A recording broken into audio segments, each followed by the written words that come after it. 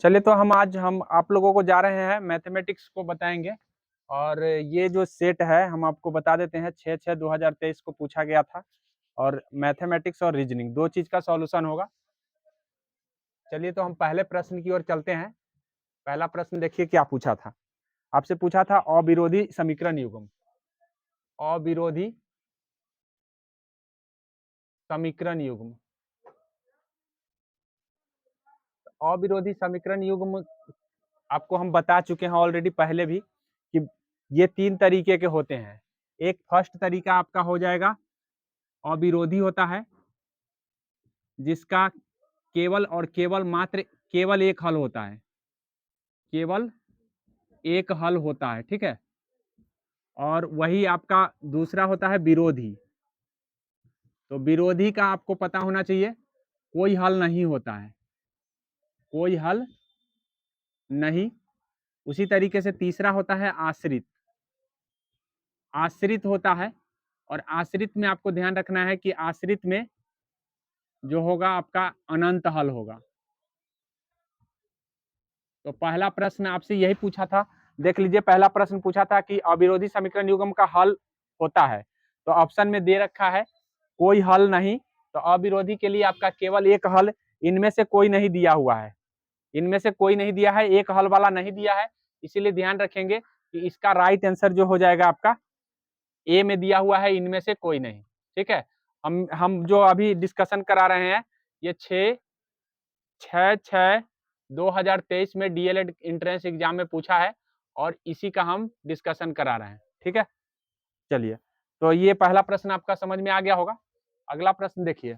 अगला प्रश्न आपसे बोला है कि भाई 500 रुपया तुरंत भुगतान करने से, तुरंत अगर भुगतान करना है तो 500 रुपया लगेगा।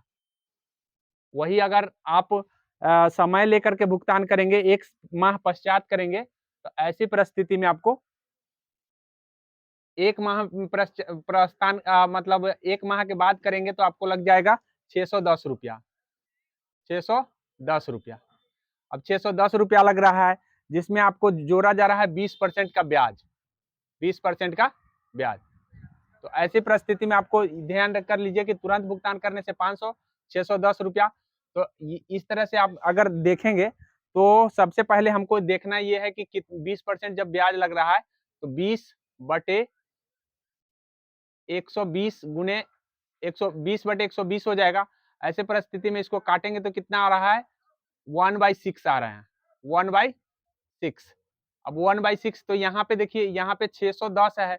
610 है तो ऐसी परिस्थिति में हम यहाँ 10 से गुना कर देंगे और यहाँ भी 10 से गुना कर देंगे। अर्थात अर्थात कहने का मतलब है कि ये जो है एक रुपया 1 अगर 60 बनता है, 1/60 बनता है, तो उस परिस्थिति में 61 रुपया का चीज जो है, 60 रुपया का चीज 61 रुपया बन जाता है। अब 61 रुपया बनेगा तो इसका मतलब है कि क्या गुना, 10 गुना है। तो 10 गुना है तो 10 गुना अगर हम करेंगे तो 600 आ जाएगा। इसका 10 गुना करें तो 600 आ जाएगा। अब 600 रुपया का वस्तु मतलब उसमें 20% ब्याज जोड़ करके 610 बनाया है। तो ऐसी परिस्थिति में 600 रुपया ई हो गया और 500 रुपया ई हो गया। तो 6 और 5 कितने हो जाएंगे, 1100। 1100 रुपया का मतलब तुरंत देना पड़ेगा, बिना ब्याज का हमको 1100 रुपया देना पड़ेगा। ये चीज बोला गया है, मतलब टोटल जोड़ करके 1100 रुपया हो जाएगा। अगला प्रश्न आप देखिए, वाई अक्ष बोला है, वाई अक्ष का पर ऐसा बिंदु ज्ञात करना है। वाई अक्ष पर ऐसा बिंदु ज्ञात करना है जो 6, 5 वाली और -4, 3 वाली से समदूरस्थ हो। तो इसके लिए भी मैं तरीका बताया था कि क्या तरीका है। वो बिंदु आपको मान लीजिए कि वो बिंदु वाई अक्ष से जो है कितना दूर है। तो ऐसे परिस्थिति में आपको क्या करना है, बिंदु ऑप्शन से ढूंढना है। ऑप्शन में दिया हुआ है 9, 0। दूसरा ऑप्शन दिया हुआ है 0, 9। तीसरा ऑप्शन दिया हुआ है आपको ए हो गया, बी हो गया, सी हो गया। सी में है आपका 9, 9 और डी में हो गया आपका 0, 0। तो इस तरह से 4 ऑप्शन दिए गए हैं। चारों ऑप्शन में आपको ढूंढना है सबसे पहले कि 0, 0 से अगर निकालते हैं तो 0, 0 से निकालते हैं तो यहाँ देखिए, सबसे पहले यहाँ देखिए ये बिंदु से निकाल लीजिए। 6, 5 से निकालिए 0, 0 करके। तो जैसे ही 0, 0 घटाएंगे तो 6 और 5 आ जाएगा। 6 और 5। अब 6 और 5 आ गया तो ऐसी परिस्थिति में यहाँ देखिए इसका स्क्वायर करके जोड़ दीजिए। 6 का स्क्वायर 36 हो गया और 25 कितने आ गए, 36 और 25 हमको देखे तो 61 आ जा रहा है, 36 और 25 जोड़े तो 61 आ जा रहा है। तो इतना ही 61 आपको इस बिंदु से आना चाहिए, अर्थात अगर ये बिंदु ई है और बी बिंदु है तो दोनों को समदूरस्थ किस बिंदु से हो सकता है, तो हम 0 0 से ले रहे हैं, तो 0 0 से लेने के बाद हमको जितना 61 आया है ना, तो यही 61 यहाँ से भी आ जाना चाहिए। यहाँ पे हम -4 और 3 लिख दिए और 0 0 लिख देंगे। ऐसे परिस्थिति में आप देखिए कि -4 और 3, अब ये दोनों को देख लीजिए कि ये दोनों को हम घटाएंगे तो -4 और 3 ही बच जाएंगे, -3 बचेंगे, स्क्वायर करने पर 16 और 9 आ जाएगा, तो क्या 61 आ रहा है? तो ऐसी परिस्थिति में डी ऑप्शन नहीं होगा। तो ऐसा कौन सा ऑप्शन आएगा?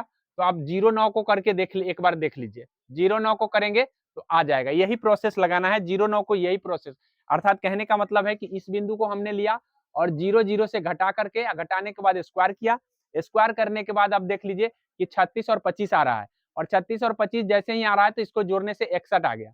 61 क्या, रूट अंडर 61 का वैल्यू जो होगा वो रूट अंडर 25 की वैल्यू के बराबर नहीं होगा, तो नहीं होगा, तो ऐसी परिस्थिति में ये ऑप्शन नहीं होंगे, ऐसे काट देना है सब ऑप्शन को, और जो लास्ट में आपका जो जिसका आ जाएगा बराबर वही आपका आंसर हो जाएगा। तो आप एक बार करके देखेंगे, मतलब करने से, एक बार करने से हो जाएगा कंफर्म।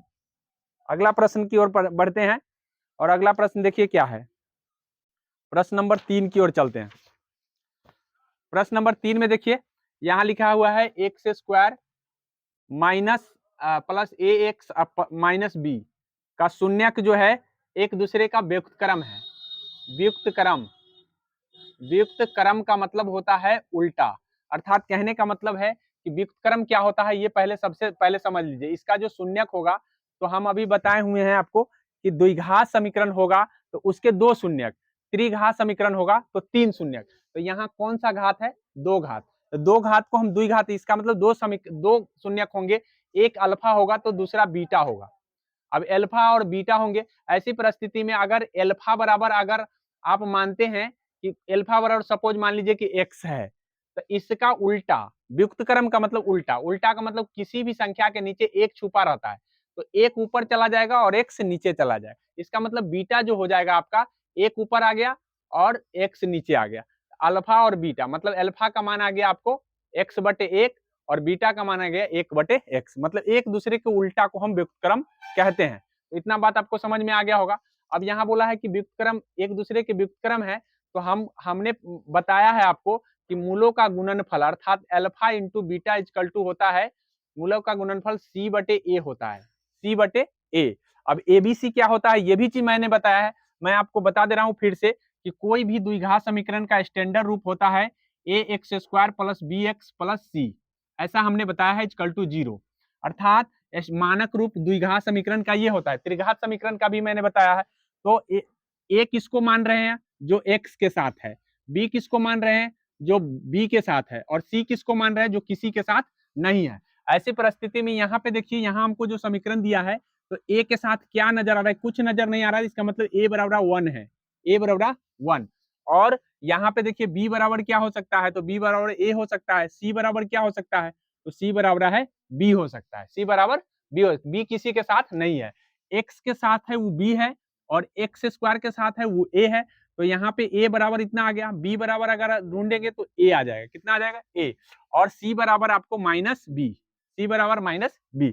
अब यहाँ देख लीजिए, ऐसी परिस्थिति में आपको पता चल गया है कि c का मान क्या है, a का मान क्या है, c का मान -b है और a का मान 1 है। तो यहाँ पे और अभी आपने बोला है कि भाई अल्फा का मान क्या है, x/1, x/1, और बीटा का मान क्या है, तो बीटा की वैल्यू गुने 1/x, 1/x बराबर c की वैल्यू मान निकाल दीजिए, c की वैल्यू यहाँ -b है, -b, और a की वैल्यू क्या है 1, मान रख दिए, x से x कट गया, यहाँ बच गया 1/1, तो 1 ही लिखेंगे, अब बराबर -b/1 को हम -b ही लिखेंगे। अब ये माइनस इधर आ जाएगा, तो -1 बराबर b, अर्थात हमसे पूछा था कि b की वैल्यू क्या होगी, यहाँ पे बोला है कि b की वैल्यू क्या होगी, तो -1 होगा। तो मेरे ख्याल से समझ में आ गया होगा। इसी तरीके से आप हल करेंगे, जब भी ऐसे ऐसे हल करने के लिए कहेगा और व्युक्त क्रम कहेगा, तो व्युक्त क्रम के लिए आपको एगो x मान लेना है, एगो 1/x हो जाएगा, अपने आप हो जाएगा। क्यों? क्योंकि व्युक्त क्रम का मतलब होता है उल्टा,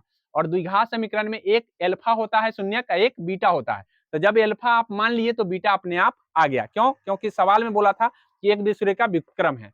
और उसके बाद है जब अल्फा इंटू बीटा आप निकालेंगे, अल्फा इंटू बीटा का मतलब होता है मूलों का गुणनफल। मूलों का गुणनफल ये फॉर्मूला होता है C/A, द्विघात समीकरण के लिए ऐसा होता है। तो हम एक बार फिर से इसको अब हम बता दे रहे हैं कि द्विघात समीकरण के लिए क्या क्या शर्तें होती है। यहाँ तो आंसर आ गया है। अब यहाँ पे देखिए, यहाँ पे बोला है कि हम द्विघात समीकरण के लिए X square plus B X plus C के लिए आपको ध्यान रखना है, A X square plus B X plus C के लिए अल्फा प्लस बीटा अगर आपसे पूछता है तो -b/a होता है। अगर अल्फा इंटू बीटा पूछता है तो c/a होता है। ये फॉर्मूला आपको याद रखना है। दूसरी बात है सर अल्फा बीटा क्या है, तो अल्फा बीटा शून्यक है। अल्फा बीटा शून्यक है। अब अल्फा बीटा शून्यक है, इसीलिए अल्फा प्लस बीटा का मान हो जाएगा आपको -b/a और अल्फा इंटू बीटा का मान c/a। अब ABC कहां से लेते हैं, तो यहां से लेते हैं। बस इस तरह के समीकरण को आपको ध्यान रखना है। अगले प्रश्न की ओर बढ़ेंगे और अगला प्रश्न है, अभी हम बताए हैं कि दिया है x है, उसके बाद आपको है 2 है, ये है, और उसके बाद अगला बिंदु दिया हुआ है -3 -4, उसके बाद है 7 और 5। चलिए अब यहाँ पे बोला है कि भाई x का वैल्यू क्या होगी, मतलब इस x की वैल्यू क्या होना चाहिए जब ये सनडेक हो जाएगा, अर्थात कहने का मतलब सनडेक।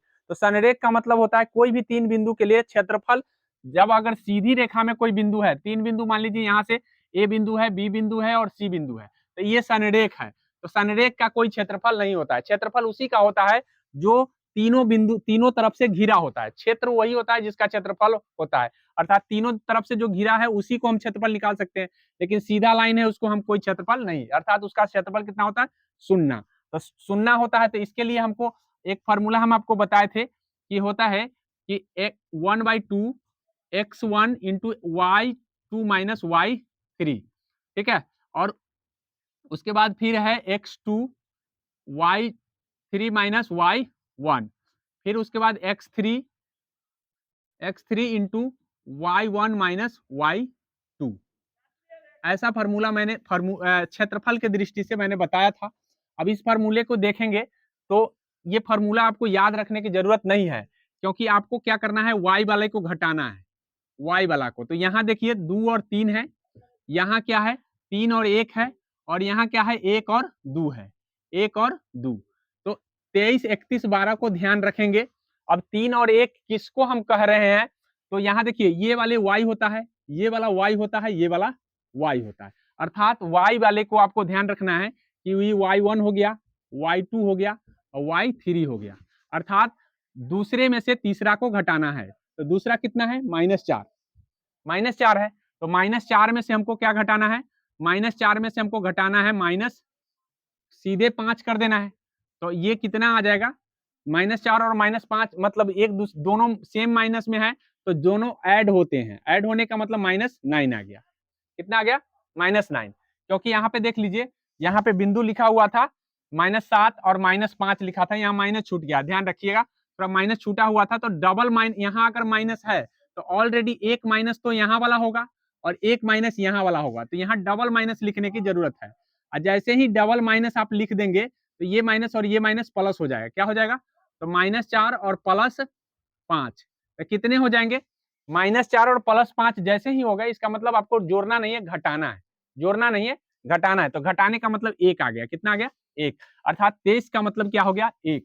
तो आपको पूरा फॉर्मूला नहीं देखना है, 23 का मतलब आपको निकालना है सिर्फ। क्या 23 का मतलब। फिर उसी तरीके से 31 का मतलब हो गया 3 में से आपको 1 वाले को घटाना है। तो 3 कितना है, -5, 1 कितना है, 2, 1 में कितना है, 2। तो यहाँ -5 से आपको घटा देना है -2, तो दोनों सेम चिन्ह हो गया।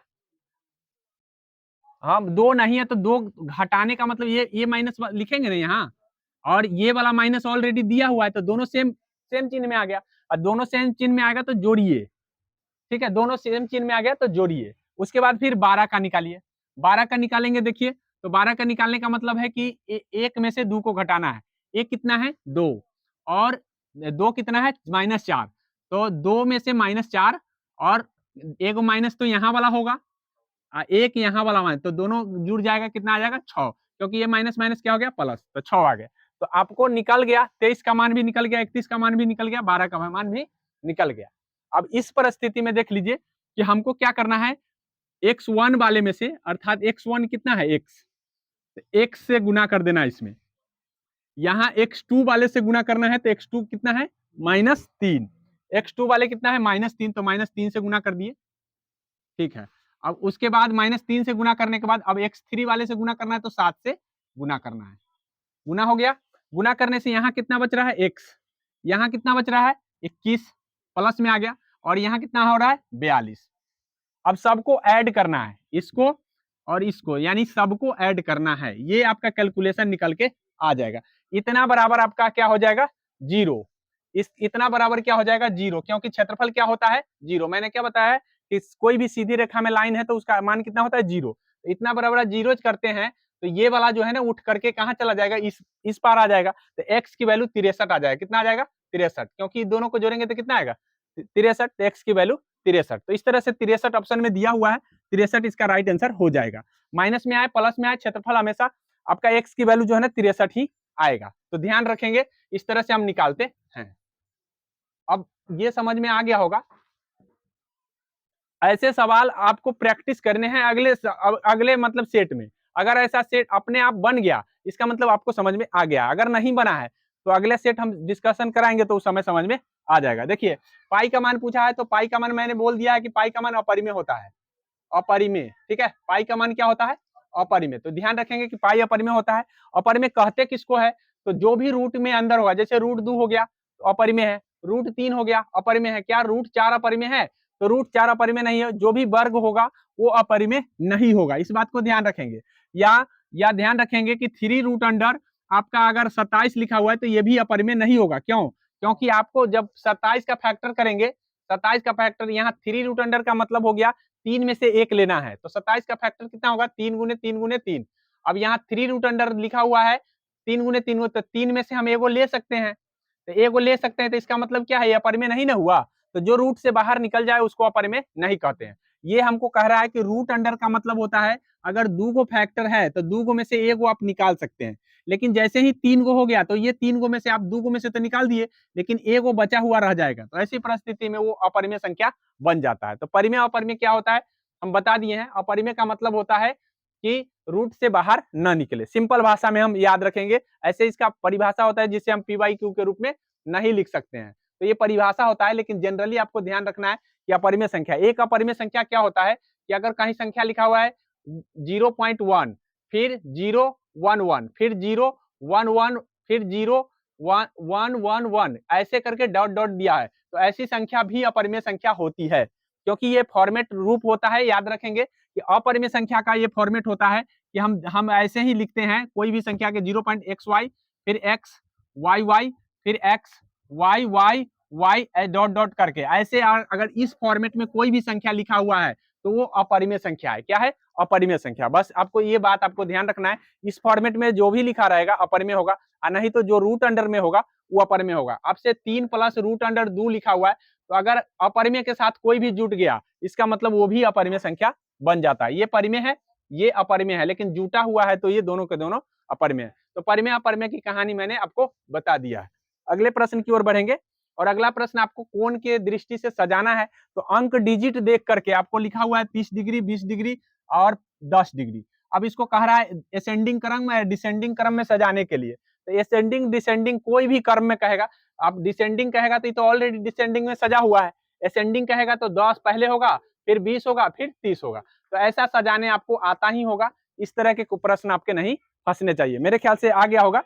अगले प्रश्न की ओर बढ़ेंगे, और अगला प्रश्न में दिया हुआ है कि सिलेंडर की त्रिज्या दिया हुआ है, ठीक है। सिलेंडर की त्रिज्या मतलब त्रिज्या 1 त्रिज्या 2 अनुपात इतना में है, 2 सिलेंडर है, मतलब एक बड़ा सिलेंडर एक छोटा सिलेंडर होगा, तो 2 सिलेंडर है तो 2 का त्रिज्या है 2:3 में है। अर्थात कहने का मतलब है कि एक सिलेंडर का 2 है तो दूसरा का 3 है, ठीक है। अब उसके बाद है उसके ऊंचाइयों का अनुपात दिया है, ऊंचाई का अनुपात दिया है 5:3, 5:3, तो ये H1 H2 का अनुपात हो गया और R1 R2 का अनुपात हो गया। तो ऐसे परिस्थिति में आपसे पूछा जाएगा आयतन नहीं तो क्षेत्रफल, आयतन आयतन पूछा जाएगा और नहीं तो क्षेत्रफल पूछा जाएगा। तो दोनों के लिए आप मजबूत रहेंगे, ये ध्यान रखेंगे कि हम आयतन बता दिए तो ऐसा नहीं कि आप क्षेत्रफल पूछ दिया तो आयतन के जैसे बना देंगे। बनाने का तरीका क्या होगा, तो हम पढ़े हैं कि आयतन में फॉर्मूला होता है पाई आर स्क्वायर एच। हम आपको बताए थे कि सिलेंडर, जो भी सिलेंडर होगा या तार होगा, उसका जो आयतन होता है पाई आर स्क्वायर एच होता है। तो पाई आर स्क्वायर एच होता है, तो यहाँ स्क्वायर दिख रहा है, तो यह दिख रहा है, तो दिख रहा है तो इसका मतलब क्या है कि आर को स्क्वायर में बना देना है। इसका स्क्वायर कितना हो जाएगा 4, इसका कितना हो जाएगा 9, हो गया 4 और 9 आ गए। और ऊंचाई में क्या, ऊंचाई में स्क्वायर है तो नहीं है, बस इससे गुना कर देना है इसमें और इससे गुना कर देना है इसमें। तो गुना गुना कर दीजिए और गुना करने के बाद अनुपात निकाल दीजिए। अर्थात कहने का मतलब है 4 गुना में हो जाएगा 5, अब बटे हो जाएगा 9 गुना में हो जाएगा 3। इस तरह से आप गुना करके निकाल सकते हैं और बता सकते हैं कि कितना रेशियो होगा। ठीक है, कितना रेशियो होगा, तो आप 20 रेशियो क्या लिख सकते हैं 27। सिंपल सी बात है, बस ऐसे सवाल को आपको ऐसे ही डील करना है। लेकिन ये किसका, आयतन का, किसका हो गया, आयतन का। ठीक है, लेकिन अगर क्षेत्रफल का पूछेगा तो इसका क्षेत्रफल क्या होता है, तो क्षेत्रफल होता है, अगर वक्र होता है तो 2 पाई आर एच होता है, 2 पाई आर एच। तो क्या यहाँ स्क्वायर है, नहीं है सर। फॉर्मूला में जब स्क्वायर नहीं, तो हमको स्क्वायर नहीं करना है, सीधे गुना कर देना है। क्या कर देना है, सीधे गुना। जैसे हमने स्क्वायर करके गुना किया है ना, तो गुना आपको स्क्वायर नहीं करना है। आयतन नहीं पूछेगा तो आपको स्क्वायर नहीं करना है, क्योंकि आयतन के फॉर्मूला में हम स्क्वायर पढ़े हैं, इसमें स्क्वायर पढ़ रहे हैं, नहीं पढ़ रहे हैं। ऐसी परिस्थिति में आपको क्या करना है कि आपको सीधे गुना कर देना है और मतलब अनुपात निकाल देना है। अनुपात निकालने का मतलब होता है कि बटा कर देना है। तो यहाँ त्रिज्या था और यहाँ ऊंचाई था, तो त्रिज्या और ऊंचाई को हमने गुना कर दिया, फिर त्रिज्या और ऊंचाई को गुना कर दिया और अनुपात हमने निकाल दिया। तो इस तरह से आपका आंसर आ गया। ऐसे सवाल आपको डील करना होगा, तो उसके लिए आपको ना सिर्फ सिलेंडर से पूछा जाएगा, गोला से भी पूछा जा सकता है, शंकु से भी पूछा जा सकता है। और उसके बाद आपका जो भी हमने अभी फॉर्मूला बता दिया है, तो सारे का सारे बताया है, तो एक बार हम फिर से एक बार फॉर्मूला बता देने का प्रयास करेंगे। अगर बात कर लेते हैं हम बेलन की, तो बेलन के लिए आपको क्या ध्यान रखना है, आयतन ध्यान रखना है। क्या, आयतन। और आयतन में आपको अभी हम बता दिए हैं पाई आर स्क्वायर एच। वही अगर अगर क्षेत्रफल पूछेगा तो 2 पाई आर एच। ये वक्र क्षेत्रफल है, इस बात को ध्यान रखेंगे, वक्र क्षेत्रफल है। संपूर्ण पूछता है तो संपूर्ण में होता है 2 pi R into R plus H होता है, तो इस बातों को भी ध्यान रखेंगे। चलिए, उसके बाद है शंकु पूछेगा, तो शंकु की हम बता दे रहे हैं, शंकु का होता है आयतन। शंकु का आयतन की बात कर लेते हैं 1/3 pi R square H, 1/3 pi R square H. उसी तरीके से अगर हमको क्षेत्रफल पूछेगा तो वक्र क्षेत्रफल पाई आर एल होता है, पाई आर एल होता है। जहां एल कैसे निकलता है, तो एल बराबर निकलता है रूट अंडर आर का स्क्वायर जोड़ एच का स्क्वायर। आर का स्क्वायर जोड़ एच का स्क्वायर, मतलब आर एच पता हो तो हम एल निकाल सकते हैं। तो इस बातों को ध्यान रखना है। उसके बाद आपको किसके लिए, उसके बाद हम बताए हैं गोला के लिए। गोला के लिए, तो गोला के लिए आपको क्या ध्यान रखना है, आयतन होता है 4/3 pi R cube, 4/3 pi R cube, और क्षेत्रफल 4 पाई आर स्क्वायर होता है। तो अगर आपका गोला आ जाएगा, तो जहां पे हमने आयतन के लिए स्क्वायर किया था वहां क्यू करना है, जहां स्क्वायर किया था वहां क्यू, लेकिन उसमें ऊंचाई रहेगा, तो ऊंचाई रहेगा तो उस परिस्थिति में ध्यान रखना है कि ऊंचाई से डायरेक्ट आपको क्यू नहीं करना है, क्योंकि आपको ऊंचाई और त्रिज्या, वहां सिर्फ सिर्फ त्रिज्या का अनुपात रहेगा, वहां ऊंचाई का अनुपात नहीं रहेगा। मतलब एक बोला है, एक गोला और दूसरे गोला का त्रिज्या का अनुपात इतना है, तो बताइए कि मतलब कहने का मतलब इस तरह से क्षेत्रफल का क्या अनुपात हो जाएगा, इस तरह से पूछा जाता है। तो ध्यान रखेंगे कि अगर आपका त्रिज्या का अनुपात दिया हुआ है, मैं एक बार गोला का वर्णन कर दे रहा हूं कि गोला के त्रिज्या का अनुपात दिया हुआ है, त्रिज्या का अनुपात दिया हुआ है 2:3 दिया हुआ है। बताइए इसका आयतन का अनुपात क्या हो जाएगा, ये पूछेगा। वॉल्यूम का अनुपात क्या होगा, तो 2 का क्यूब कर दीजिए 8 हो जाएगा, 3 का क्यूब कर दीजिए 27 हो जाएगा। बस सिर्फ इतना ही करना है, ठीक है। ये गोला के लिए होता है। दूसरी बात, आपको क्षेत्रफल पर पूछेगा तो 2 का स्क्वायर कर दीजिए 4 हो जाएगा, और 3 का स्क्वायर कर दीजिए 9। तो इस तरह से आपको ध्यान रखना है। लेकिन अगर मान लीजिए कि बोला गया क्षेत्रफल का अनुपात दिया है, त्रिज्या का बताइए, तो वर्गमूल कर देना है। क्या कर देना है, वर्गमूल। अर्थात 2 का वर्गमूल क्या हो जाता है, सॉरी 4 का वर्गमूल क्या हो जाता है 2, और 9 का वर्गमूल क्या हो जाता है 3। वर्गमूल कर देना, उल्टा कर देना, ठीक है। तो ये ध्यान रखेंगे। इतना बात हमने आपको बता दिया है, ऐसे प्रश्न पूछे जाएंगे, हो सकता है आगे।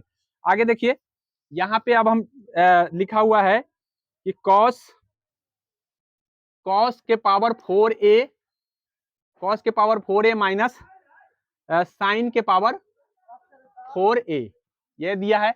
अब बोला है कि इसकी वैल्यू क्या है। तो जब भी आपसे ऐसा पूछेगा, जब भी ऐसा पूछेगा तो ध्यान रखेंगे कि अगर अगर आपके ऑप्शन में 2 cos के पावर स्क्वायर माइनस 1 होगा और नहीं तो आपके ऑप्शन में 1 माइनस 2 साइन स्क्वायर ए होगा। अर्थात दो तरह के आंसर आते हैं ऐसे प्रश्न के लिए, यही बात आपको ध्यान रखना है। या तो इस तरह के ऑप्शन होंगे या तो कॉस दिया है, कॉसे में पूछा है तो पहले कॉस वाले आएंगे, क्या आएंगे, कॉस वाले। लेकिन कॉस दिया है साइन में पूछेगा तो याद रखिएगा कि साइन माइनस में होगा, क्या होगा, साइन माइनस में। तो उसी तरीके से यहाँ पे कोई जरूरी नहीं कि यहाँ साइन और कॉस दिया हुआ है, साइन और कॉस दिया हुआ है। तो इस तरह से ध्यान रखना है कि साइन में पूछ रहा है कि कॉस में पूछ रहा है। ऑप्शन दो तरीके के इसमें बनते हैं, एक तरीका ये हो गया और दूसरा तरीका ये हो गया। तो साइन में अगर ऑप्शन दिया होता तो हमारा आंसर ये हो जाता, कॉस में दिया हुआ है तो आंसर ये होगा। आगे समझ में। तो ये ध्यान रखना, हमको यही बात खाली ध्यान रखना है। जब भी पूछेगा यही सवाल पूछेगा, चाहे यहाँ साइन दे देगा यहाँ कॉस दे देगा, तो जब उलट देगा तो इसका उल्टा हो जाएगा ना। जब यहाँ मान लीजिए यहाँ साइन दे दिया, साइन के पावर 4a और माइनस कॉस के पावर 4a, उलट दिया कि नहीं उलट दिया, तो उलट दिया तो इसको हम उलट देंगे, उल्टेंगे ना, ये आंसर बदल जाएगा। क्योंकि हमको पता है कि पहले कॉस के पावर 4 और माइनस साइन के पावर 4 दिया है, लेकिन इसी को आपको घुमाना होगा, मतलब टेस्ट लेना होगा आपका। तो हो सकता है कि आप पढ़ के जा रहे हैं इस तरह से, लेकिन उसका उल्टा पूछा जा सकता है। उल्टा पूछने का मतलब है कि जहां साइन माइनस में दिया हुआ है वही प्लस में कर देगा और जो प्लस में है वो माइनस में हो जाएगा।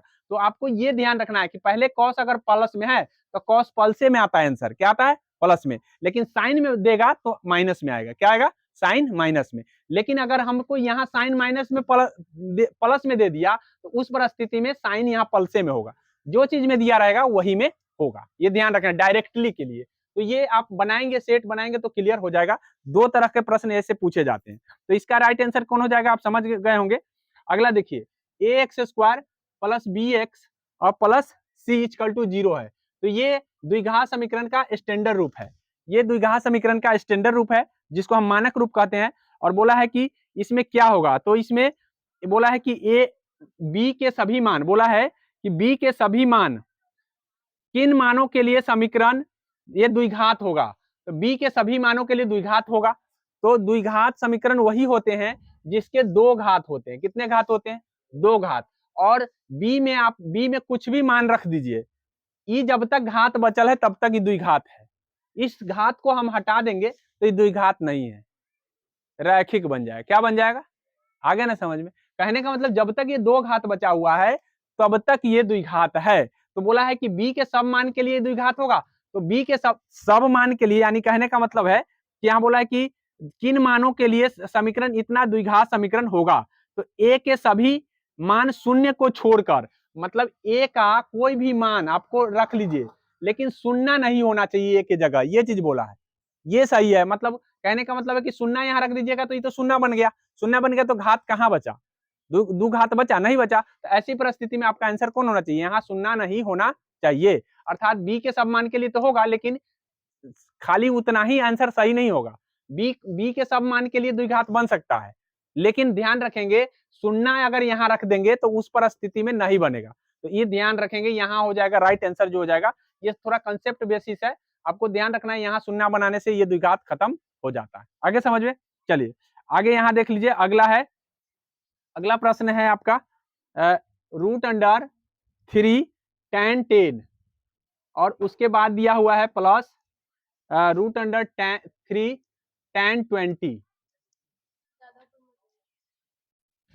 लिखा हुआ है root under 3 tan 10 plus root under 3 tan 20 plus plus दिया हुआ है tan 10 इंटू tan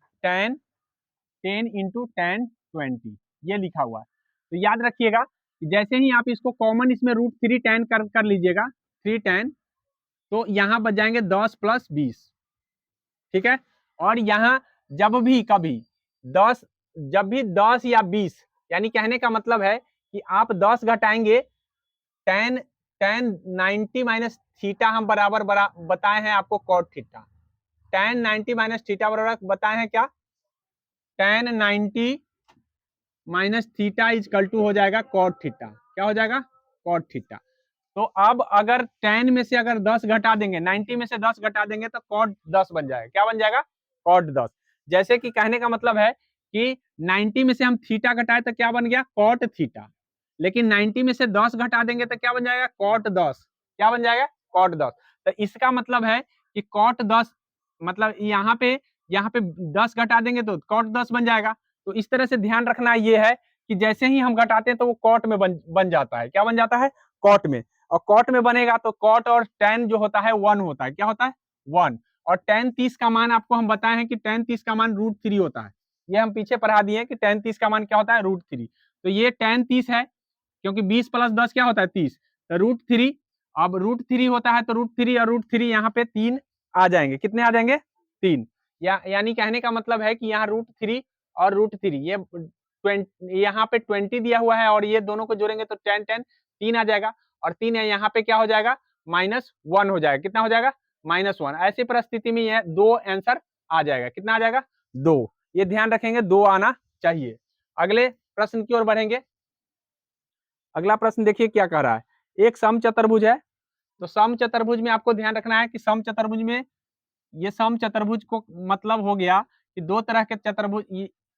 ये देखिए, इसके सारी भुजाएं बराबर तो होती है लेकिन ये तिरछा दूरी बराबर नहीं होता है, तो इसको हम रोम्बस या समचतुर्भुज कहते हैं। और जब भी रोम्बस का क्षेत्रफल निकालना होगा तो 1/2 d1 गुने d2। अब ये d1 d2 क्या है? तो यही तिरछा दूरी है, यहाँ से यहाँ तक की दूरी और यहाँ से यहाँ तक की दूरी। इसको हम विकर्ण कहते हैं। क्या कहते हैं? विकर्ण। याद रखेंगे कि इसको विकर्ण कहते हैं। अब विकर्ण इसमें दिया हुआ है, बोला है कि भाई इसकी लंबाई जो है, विकर्णों की लंबाई 10 है और 10 के बाद वो है 8.2 है। तो क्या हम क्षेत्रफल नहीं निकाल सकते हैं? 1/2 और d1 10 है और d2 8.2 है। जब हम इसको काटेंगे तो ये 4 पॉइंट क्या हो जाएगा? 1 हो जाएगा। 4.1। अब यहाँ 4.1 से जैसे ही इस 10 में गुना कीजिएगा 41 हो जाएगा। कितना हो जाएगा? 41। मतलब एक अंक का डेसिमल हट जाएगा तो 41 हो गया। एक जीरो से एक जीरो कट गया, इस तरह से 41 हो जाएगा। तो यहाँ पे 41 सेंटीमीटर स्क्वायर राइट आंसर हो गया।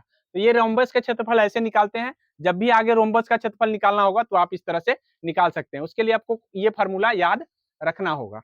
अगले प्रश्न की ओर बढ़ेंगे और नेक्स्ट प्रश्न देखिए। मोहन बोला है कि मोहन एक घर 3000 में खरीदता है। मोहन क्या करता है कि एक कितना है? चलिए 30,000 में खरीदता है। कितने हजार में? 30,000 में घर खरीदा। ठीक है, मोहन जो है 30,000 में घर खरीदा। और जब मोहन 30,000 में घर खरीदा और 25% वार्षिक दर के अवमूल्यन हो रहा है। मतलब कहने का मतलब अवमूल्यन का क्या मतलब होता है ये समझ लीजिए। अवमूल्यन मतलब अवमूल्यन का मतलब है घटना। क्या होता है? घटना। मतलब प्रत्येक वर्ष उसका दाम 25% गिर जा रहा है। प्रत्येक वर्ष उसका दाम क्या हो रहा है? मतलब गिर जा रहा है। अब गिर जा रहा है तो ऐसी परिस्थिति में 25 रुपया, 100 रुपया में 25 रुपया गिर गया तो कितना रुपया बच गया? 75 रुपया। 75 रुपया बचा ना, अर्थात 75/100 अगर हम निकाले तो कितना आ जाएगा? 25 × 75, 25 चौका 100। 3/4 एक वर्ष में 3/4 हो रहा है। मतलब जितना दाम है उसका 3/4 हो रहा है। तो कितने वर्ष के बाद बोला है? 3 वर्ष के बाद बोला है। तो यहाँ पे देखिए 30,000 यहाँ लिख देंगे और एक वर्ष में 3/4 हो गया, फिर अगले वर्ष में 3/4 हो गया, फिर अगले वर्ष में 3/4 हो गया। इस तरह से आपको ध्यान ये रखना है कि कितने वर्ष ये घट रहा है। तो कितने वर्ष घटेंगे? 3 वर्ष घट गए। इसको जब जब इससे आप भाग दीजिएगा, इसको भाग दे करके और इससे गुना कीजिएगा तो गुना करने के बाद आपका जो आ जाएगा, देख लीजिए गुना करके कैलकुलेट करके कि कितना आ सकता है। काटने का तरीका क्या होता है? तो यहाँ पे देखिए ये 3 दिया हुआ है ना, तो आप इसको 10,000 गुने 3 कर सकते हैं। 10,000 गुने 3। तो 10,000 को काटना आपके लिए आसान होगा, क्योंकि जब ये 4 से काटेंगे तो यहाँ 25 चौका 100 कितना आ जाएगा? 2500 आ गया। फिर इस 4 से काटेंगे तो यहाँ पे काट सकते हैं हम। 2500 का आधा 1250 और 1250 आधा 625। 625 हो गया। इस तरह से आप फिर इसको 4 से काट सकते हैं और काटने के बाद जो है ये काट दीजिए, गुना कर दीजिए और काट दीजिए। काटने के बाद देख लीजिए कौन ऑप्शन आएगा। जो भी आएगा वो आपका आ जाएगा, जो भी आएगा डेसिमल में होगा। ठीक है, हाँ जो भी होगा। आप यहाँ देख लीजिए, हम बता दे रहे हैं 600 कितना आया है? 25 और ऊपर कितना आ रहा है? 27। अब बटे में आ जाएगा 4। इसको गुना करके और काट करके देख लीजिएगा। ऐसे आपको 625 का आधा कर लीजिए, फिर उसका आधा कर लीजिए। कितना आ जाएगा? 625 का आधा और फिर उसका आधा करके उसमें 27 से गुना कर दीजिए। 12,000 13,000 समथिंग आ जाएगा। ठीक है, इस तरह से आपको ध्यान रखना है। आगे है तोरण खींचने के लिए, आगे पूछा आपसे तोरण खींचने के लिए कैसा अंतराल होना चाहिए, तोरण के लिए अंतराल कैसा होना चाहिए।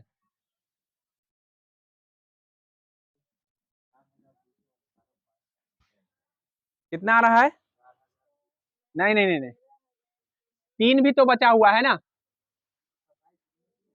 हाँ तो 3 भी तो बचा हुआ था, 3 गुने हम 10,000 किए थे, और 3 गुने 10,000, और उसके बाद आपका है 3, 3 गुने 3 बटे 4 गुने 4 गुने 4। अब इस 10,000 को तो हम काटे थे तो 625 आया था, और ये 3 तो बचा हुआ है ना, इस 3 से भी गुना उसमें कर देना है, जितना आया है ना उसमें 3 से गुना भी करना है। आगे समझ में करके देख लीजिएगा। यहाँ देखिए, आगे देखिए, तोरण खींचने के लिए अंतरालों कौन सा होगा, तो हम आपको बता देते हैं कि वर्ग अंतराल 2 तरीके से लिखाता है। अंतराल वर्ग अंतराल 2 तरीके से लिखाता है। एक अंतराल को हम अपवर्जी कहते हैं, अपवर्जी। एक हो के आपका अपवर्जी होता है, एक समावेशी होता है। इस तरह से आपको ध्यान रखना है अपवर्जी विधि। तो अपवर्जी विधि क्या होता है, 0 से 10, 10 से 20, 20 से 30। अब यहाँ देख लीजिए, और यहाँ देखिए 1 से 10, 11 से 20, 21 से 30। तो यहाँ देखिए क्या क्या हमने यहाँ जो लिखा है वही यहाँ लिखा है? नहीं, तो ये अपवर्जी विधि में नहीं है, ये अपवर्जी विधि में है, क्योंकि हमने जो उच्च सीमा लिखा है यहाँ पर भी निम्न सीमा लिखा है। तो ऐसी परिस्थिति में कोई भी तोरण खींचने के लिए अपवर्जी विधि होना जरूरी है, अपवर्जी विधि होना जरूरी है। अर्थात अपवर्जी विधि का मतलब ये होता है कि आपको जो यहाँ उच्च सीमा है वही यहाँ निम्न सीमा होना चाहिए। तो हमसे पूछा है कि तोरण खींचने के लिए कैसा होना चाहिए, तो अपवर्जी विधि में होना चाहिए। ठीक है, समावेशिक में नहीं होना चाहिए बल्कि अपवर्जी में होना चाहिए। क्या समावेशी विधि से हम तोरण खींच सकते हैं? तो नहीं खींच सकते हैं, अपवर्जी विधि से होगा तभी जाकर के हम तोरण खींच सकते हैं। मतलब वर्ग अंतराल 2 तरीके के होते हैं, दोनों तरीका का मैंने बता दिया है। अब आगे बढ़ते हैं। निम्नलिखित में कौन अभाज्य संख्या है? लिखा है 15 है, उसके बाद 23 है, उसके बाद आपका 75 है और 12 है। कौन अभाज्य संख्या है? तो मैंने पिछले ही दिन बताया है कि अभाज्य संख्या वही होता है जो आपको 1 से कटे और खुद से कटे। क्या इसको हम 1 से नहीं काट सकते हैं? क्या 3 से नहीं काट सकते हैं? क्या 5 से नहीं काट सकते हैं? तो क्या ज्यादा बार नहीं कट गया? 2 से ज्यादा बार कट गया, अभाज्य संख्या नहीं है। ठीक है, 23 को हम 1 से काटेंगे और 23 से, क्या किसी और से काट सकते हैं? नहीं काट सकते हैं। 23 को 3 से कैसे काट देंगे? नहीं कटेगा। सिर्फ 23 है, सिर्फ 23 है, सिर्फ 23 है। ठीक है, उसके बाद आपको 75 की बात करें तो आप 1 से भी काट सकते हैं, 3 से भी काट सकते हैं, 5 से भी काट सकते हैं, 15 से, बहुत सारा कट रहा है। उसी तरीके से 12 भी कई बार कट रहा है, तो आपका राइट आंसर कौन हो जाएगा? 23। क्या हो जाएगा? 23। तो अभाज्य संख्या ढूंढने का तरीका यही होता है, आप ढूंढ सकते हैं। चलिए आगे है, किसी आवृत्ति वितरण का माध्य बहुलक क्रमशः दिया हुआ है। माध्य दिया हुआ है आपको, माध्य कितना है? 26, और बहुलक दिया हुआ है, बहुलक दिया है 29। आपको निकालना क्या है? माध्यक दिया हुआ है, माध्य निकालना है। क्या निकालना है?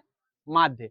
तो एक फार्मूला का गणना मैंने करके बताया था कि बहुलक बराबर होता है, बहुलक बराबर होता है 3 गुने माध्यक घटाओ 2 गुने माध्य। ऐसा फार्मूला हमने बताया था। ठीक है, बात नहीं करेंगे कोई।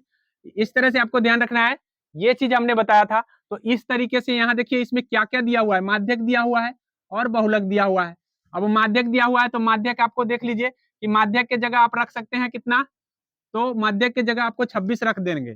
26, 3 गुने 26 हो गया, और बहुलक की जगह क्या रख सकते हैं? 29। और तब 29 बराबर है 26 दिया होता है 78, अब बराबर माइनस 2 गुने हो जाएगा माध्य। तो अब ये 78 इधर आके घट जाएगा। जैसे ही आप 78 इधर ला के घटाते हैं तो कितना बच जाएगा? 78 में से आप 29 घटा लीजिए, 7, 6 में से 2 गया 4, 47, कितना बच जाएगा? 47। तो यहाँ माइनस 47 बच गया, अब बराबर में है 2 गुने माध्य, 2 गुने माध्य। तो माइनस माइनस हो गया प्लस, 2 से आप इसको काट दीजिए, काटने के बाद जो आएगा वो आपका आंसर हो जाएगा। तो 47 का आधा कितना होता है? तो आप 47 का आधा आपको 46 का आधा 23 होता है, 23 पॉइंट क्या हो जाएगा? 5, 23.5 आपका आंसर होगा। दिया तो नहीं है ऑप्शन में, 1 मिनट, अच्छा 47, 1 मिनट, 18 में से 9 गया, 9 होगा, 9 होगा, यहाँ 9 होगा। और यहाँ पे बच जाएगा आपको 6, 6 में से 2 4, 49 होगा। कितना होगा? 49।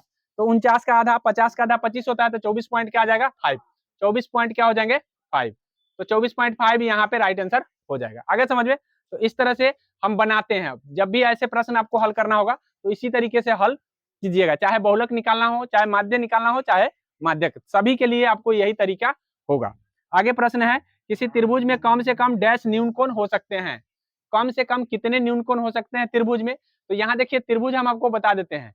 ये त्रिभुज बना है और फिर एक त्रिभुज आपको ये बना है, ठीक है, 2 त्रिभुज आपके सामने है। अब यहाँ पे देखिए कि न्यून कोण का मतलब क्या होता है, ये सबसे पहले समझ लेते हैं। न्यून कोण, न्यून कोण का मतलब आपको होता है कि 90 डिग्री से कम, 90 डिग्री से कम।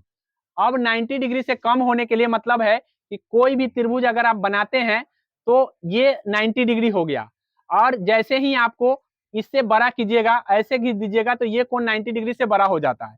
लेकिन जैसे ही आपको ध्यान रखना है कि जैसे जितना हम, एक लाइन है, लाइन से सीधा खींच दिए तो 90 डिग्री बन गया, लाइन से इधर खींच दिए तो 90 डिग्री से बड़ा हो गया, और लाइन से इधर खींच दिए तो 90 डिग्री से कम हो गया। अर्थात एक कोण यहाँ बना, एक कोण आपका यहाँ बना, और एक कोण आपका यहाँ बना, 3 कोण बना दिए हैं। एक कोण जो 90 डिग्री से कम है, एक कोण जो 90 डिग्री से 90 डिग्री है, क्योंकि ये सीधा खींचा हुआ है तो क्या हो गया? 90 डिग्री है, और एक कोण जो 90 डिग्री से आपका अधिक है। तो इस तरह से यहाँ देखिए कि क्या ये 90 डिग्री से अधिक नहीं है, क्योंकि ये ऐसे खींचा हुआ है। ऐसी परिस्थिति में 90 डिग्री से अधिक है, तो कम से कम कितना कोण होना चाहिए? 2 कोण। 2 कोण न्यून होना चाहिए। अधिक से अधिक कितना होना चाहिए? 3 कोण। अधिक से अधिक 3 कोण।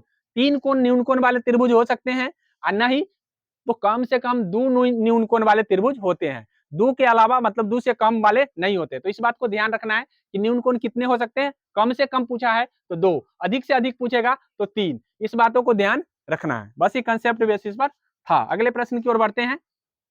रैखिक समीकरण इतना का रैखिक समीकरण रूप बताना है। अर्थात कहने का मतलब है,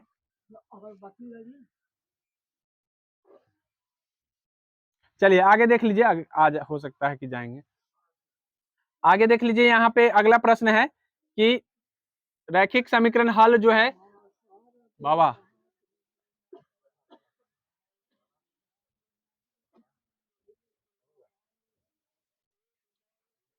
-2 2, उसके बाद 0 0, उसके बाद दिया है 2 -2। रैखिक समीकरण का रूप हो सकता है, इसमें बोला है कि भाई इस मान के लिए कौन सा रैखिक समीकरण सही होगा।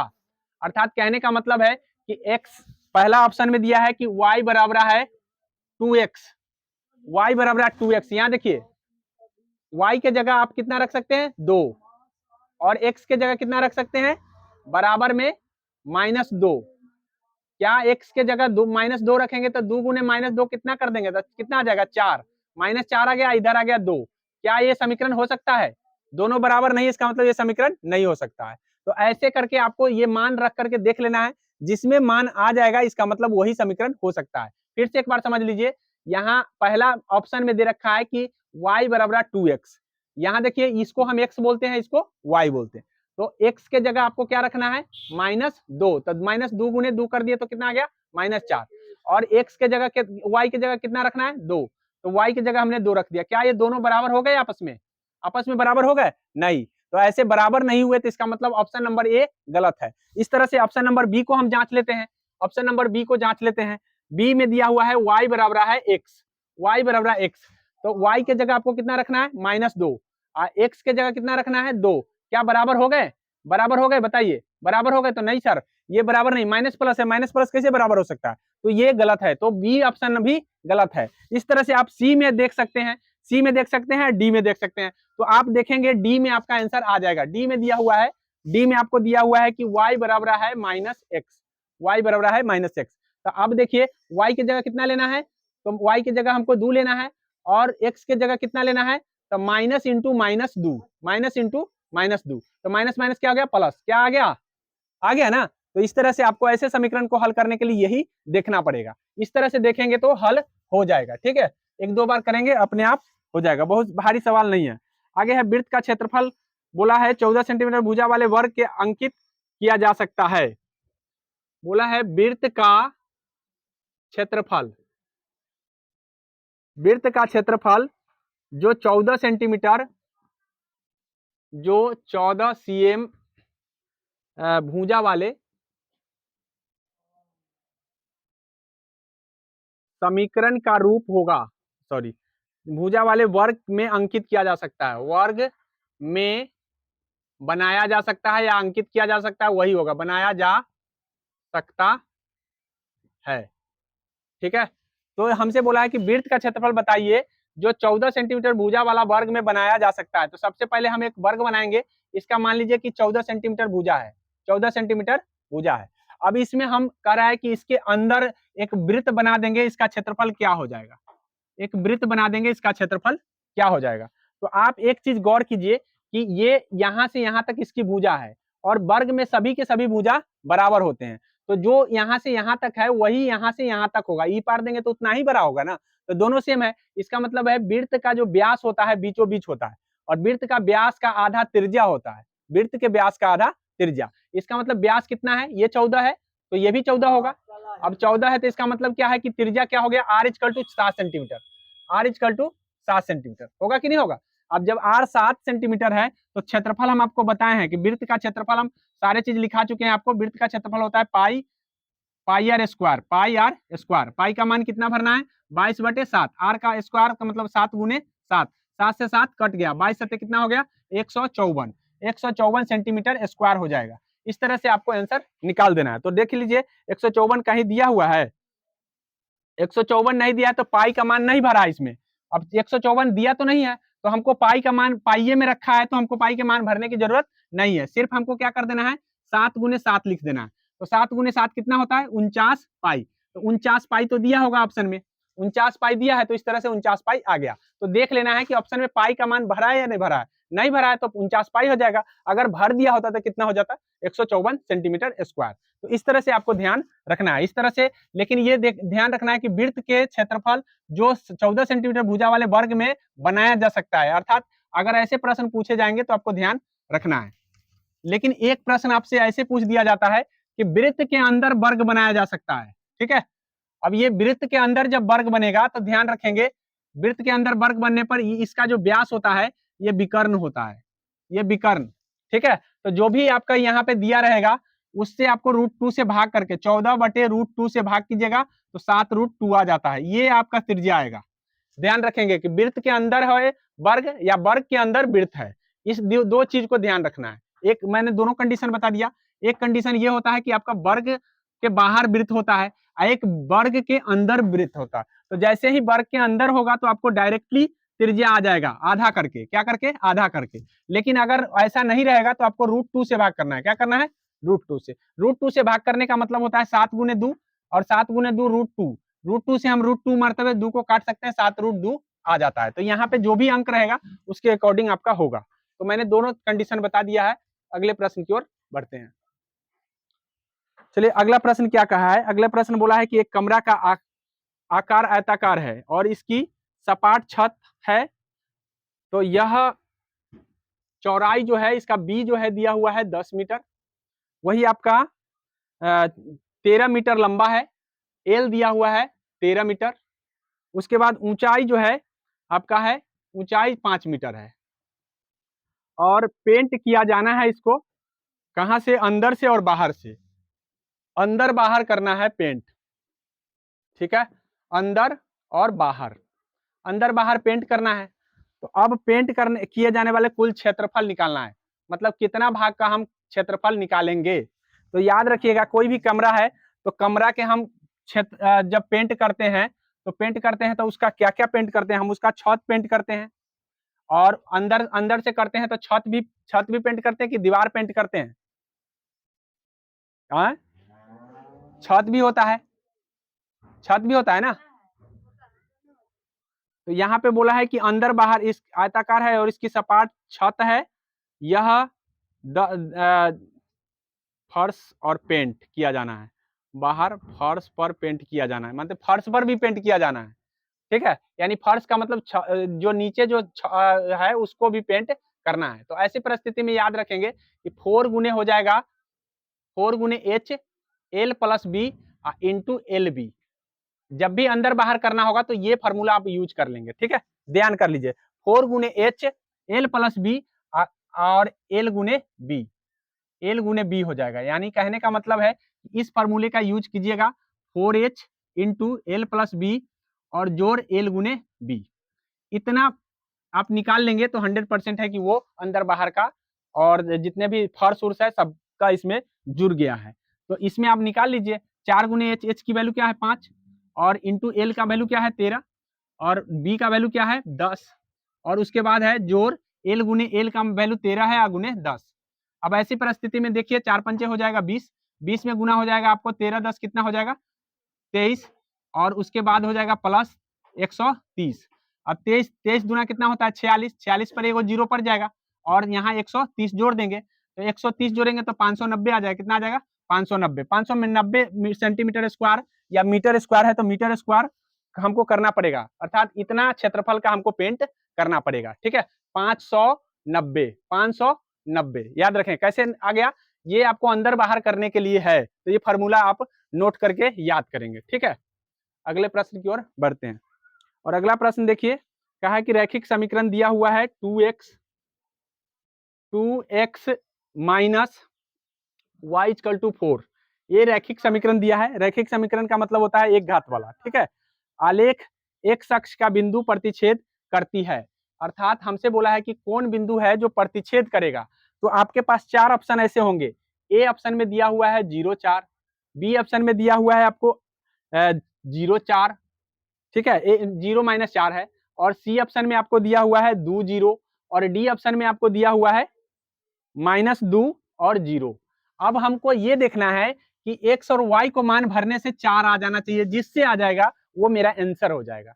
x और y के मान भरने से हमको 4 आ जाना चाहिए, वही मेरा प्रतिच्छेद बिंदु कहलाएगा। तो यहाँ पे देख लीजिए, मान भर के देख लीजिए, तो यहाँ पे इसी को पहले ले लेते हैं। इसको जब लेंगे तो 0 से जैसे ही x में गुना करें, 2 में गुना करेंगे कितना आ जाएगा 0, कितना आ जाएगा 0 और जैसे ही 4 में y, यहाँ y की जगह 4 रखेंगे तो माइनस माइनस क्या हो जाएगा प्लस, 4 हो गया। अब बराबर में क्या दिया है 4, क्या 4 बराबर 4 नहीं आ गया, आ गया ना, 4 बराबर 4 आ गया, इसका मतलब यही प्रतिच्छेदी बिंदु होगा, ठीक है। एक ही बार में हम रखे और आ गया तो ठीक है, और नहीं आता तो इसको लेते, फिर उसके बाद इसको लेते, किसी को ना किसी को प्रतिच्छेदी बिंदु होगा और वो ऑप्शन में आपके आ जाएंगे। तो इस तरह से आपको शॉर्ट तरीके से आप बना सकते हैं, ठीक है। आगे आगे हम बढ़ते हैं, क्या हो जाएगा, अगला है किसी वितरण माध्य माध्य बहुलक दिया हुआ है, क्या दिया है माध्य दिया हुआ है वितरण का कितना तो 24, बहुलक दिया हुआ है, बहुलक दिया हुआ है कितना तो 12। तो आपसे पूछा है माध्यक क्या होगा, तो अभी वही फार्मूला हम जो याद कीजिए वो फार्मूला अभी बताए हैं कि बहुलक बराबर हो जाएगा, बहुलक बराबर 3 गुने माध्य, ठीक है, 3 गुने माध्य माध्यक -2 गुने माध्य, ऐसा हमने बताया था। तो यहाँ पे दिया क्या क्या है, माध्य दिया हुआ है, तो सर माध्य की जगह हमको इसको जगह क्या लिखना है 24 और गुने में क्या हो जाएगा 2, ठीक है, माइनस की जगह माइनस ही होगा। ये वाला हमको पार्ट नहीं दिया है तो 3 गुने क्या हो जाएगा माध्यक ही होगा। और उसके बाद है बहुलक की जगह क्या लिखना है 12, कितना लिखना है 12। अब देख लीजिए ये उतना ही रहेगा, 24 दुना कितना होता है 48, कितना होता है 48, ये 48 आकर के इधर ऐड हो जाएगा क्योंकि इधर माइनस में तो इधर प्लस में हो जाएगा। तो 48 और 12 जोड़िएगा तो 60 हो जाएगा, कितना हो जाएगा 60 बराबर 3 गुने माध्यक, 3 गुने माध्यक। अब 3 गुने माध्यक 3 से काट दीजिए 60 को, कितना बार में कट जाएगा 20, तो 20 आंसर हो जाएगा आपका। माध्यक बराबर क्या हो जाएगा, माध्यक बराबर है 20, 20 ऑप्शन में दिया होगा, देख लीजिए 20 दिया है, इस तरह से 20 आंसर हो जाएगा, ठीक है। तो ऐसे हम बनाएंगे, ये दोबारा प्रयोग हमने आपको करके बता दिया है ताकि कंफ्यूजन हो जाएगा दूर। अगला बोला है कि x square minus 5x plus 4 जोड़ा जाए कि परिणामी, बोला है कि इसमें क्या जोड़ा जाए कि वो जो है शून्यक जो है 3, एक शून्यक 3 हो जाएगा, इसमें क्या जोड़ देंगे कि एक शून्यक इसका 3 आएगा, शून्यक बराबर 3 आएगा, ठीक है। तो एक शून्यक 3 आएगा, इसके लिए आपको क्या करना है, सबसे पहले शून्यक 3 लाने के लिए हमको जहां जहां x है वहां वहां 3 रख देना है। तो सर एक्स स्क्वायर की जगह 3 का स्क्वायर हो जाएगा, माइनस 5 गुने x है तो 5 गुने 3 हो जाएगा, प्लस 4। अब यहाँ देखिए इसका स्क्वायर 9 होता है, इसका आ जाता है -15 हो जाएगा और प्लस 4, 9 4 कितने होते हैं 13, 13 में से घटा देना है 15, तो माइनस में 2 आ जाएगा। कितना आ जाएगा? माइनस में 2, अर्थात 2 जोड़ देने से क्या आ जाएगा? 2 जोड़ देने से आ जाएगा इसका शून्यक 3 आ जाएगा। क्या आ जाएगा? शून्यक 3। तो इस